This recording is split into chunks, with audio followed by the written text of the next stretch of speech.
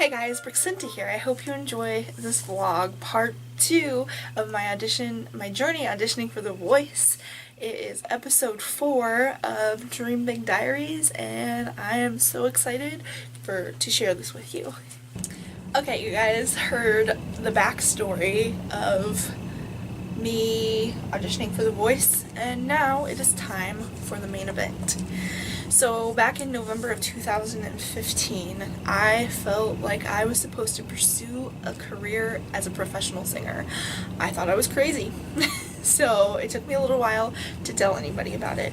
And so I told one of my best friends. Her response was, "Yeah, I could see you doing that." She got so excited. And I'm sitting here going, which one of us is crazy, you or me? Because I think it's you. And then later that month I ended up going on this trip with a few friends. I didn't really know them very well, but there was 4 of us total. But I can't remember how it came about, but I ended up telling them that I wanted to be a professional singer, and they were really encouraging, so I had a really good support system. And the more I told people, the easier it got, and the more it was like, yeah, I could do this. And so I didn't know where to start. I was clueless, and I had been looking for a voice teacher for a while, couldn't find one, so I'm sitting here going, I got nothing. What am I supposed to do? Because at this point, in the last video I told you that I had moved to Kansas City for a while, but at this point I was back in Bloomington, Illinois. So I was back to no music connections, and so I'm sitting here clueless, don't know what I'm supposed to do, but think I need to pursue a career as a professional singer. So where do I start? I decided to audition for The Voice in December probably, and I think it was probably the end of January, because the audition was in February. So the end of January I had a couple of practice auditions, or practice performances, sorry. Oh, bad experience the first time. The first one, I was so thankful I was with friends, but it was so bad. I did not sound good. You could tell I wasn't prepared. I'd practiced, but I wasn't prepared to audition for The Voice.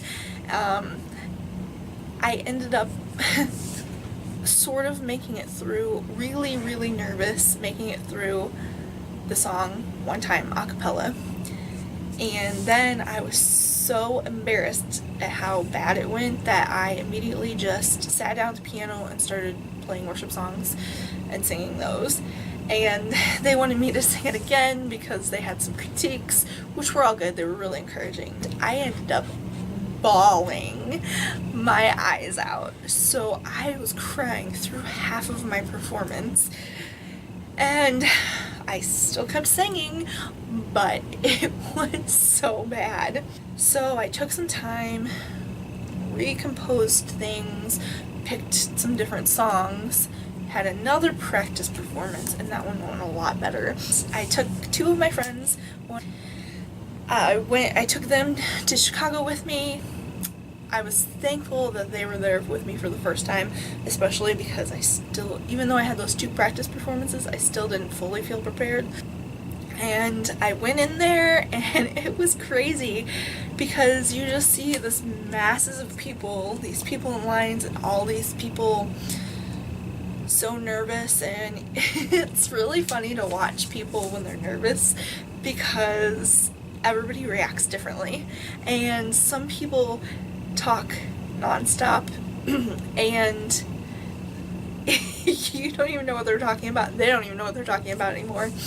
And some people just like spew things out that they shouldn't because they're so nervous, but it just keeps coming. It's like word vomit. And then there are others that are sitting there, you can tell they're nervous because they're almost shaking, but they're not really saying anything because they're so nervous. They're like kind of involved in the conversation, but they're not really. Thankfully, during all this, I was actually pretty calm, and I was actually nervous that everybody else's nervousness was going to make me nervous. Ironic, I know. But it didn't. What happened was I ended up just talking to people, and some of them it kind of helped calm their nerves a little bit, and I know it sure helped me.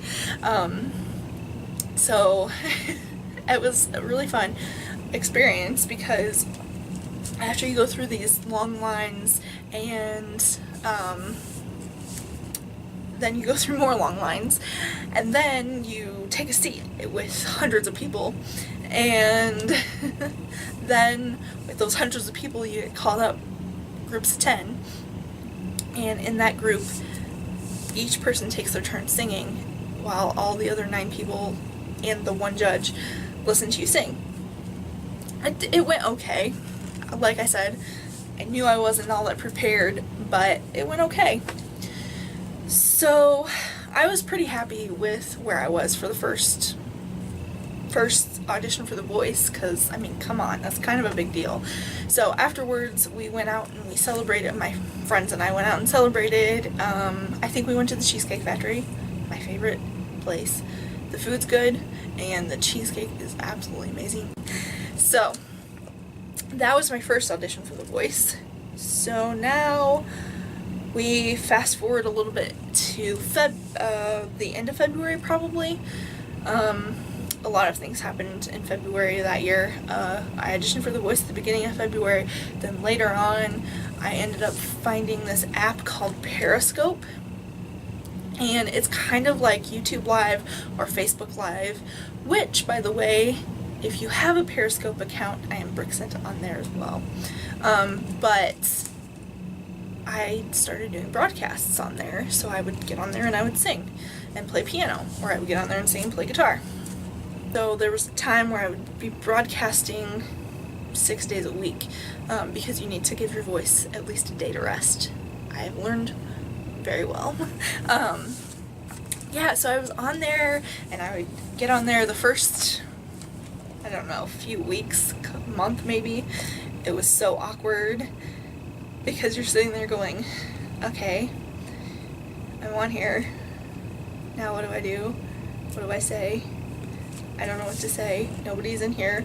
I don't know what to do. And it's a really awkward experience when you're not used to it. Now that I'm used to it, of course, it's a lot different. But things would get going and I would end up playing and singing, and there's a lot of trolls, but there was also a lot of confidence boosting because you had these strangers saying things that didn't know you, that they weren't there just to coddle you, or you know your friends are going to be nice, of course. So it's really nice to hear it from a stranger's perspective. And yes, you will have people saying negative things, whatever, just block them and move on. So it was really good practice for future performances.